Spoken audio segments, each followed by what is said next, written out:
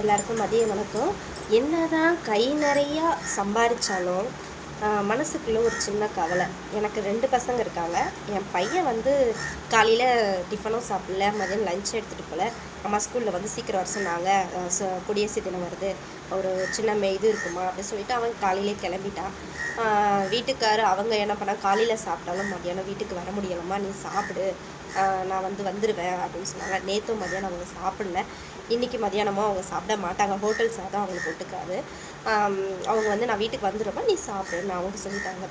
வீட்டில் சாப்பாடு இருந்தும் என்னால் சாப்பிட முடியல. காலையில் பிள்ளையும் சாப்பிடாம போயிட்டா, மதியமாக சாப்பாடு எடுத்துகிட்டு போகல. கணவரும் வெளியே சாப்பிட்டு போனாலும் மதியம் சாப்பிட வர மாட்டுறாங்க. இவங்களாம் பட்டினியாக இருக்கும்போது வீட்டில் நான் மட்டும் எப்படி சாப்பிட்டுட்டு இருக்க முடியும்னு தெரியல. ஆனால் எல்லா மனைவிகளுக்கும் அப்படி ஏன் அமையுது தெரியல. கை நிறையா சம்பாரித்தாலும் நம்மளால் நிம்மதியாக ஒரு வேளை சாதம் சாப்பிட முடியல. உண்மையாக இருந்தால் கமெண்டில் சொல்லுங்கள். எனக்கு என்ன சொல்கிறதுனே தெரியல. மனசு கஷ்டமாக இருக்குது. எல்லாரும் என்னதான் காலத்தை நோக்கி போனாலும், என்னடா வாழ்க்கை இது, இப்படி இருக்கே, நமக்கு கஷ்டத்தை கொடுத்துட்டே இருக்கே இந்த வாழ்க்கை அப்படின்ட்டு எனக்கு வாழ்க்கை மேலே ஒரு கோபம் வருது. அந்த வாழ்க்கையை பார்த்து நான் கேட்குற கேள்வி.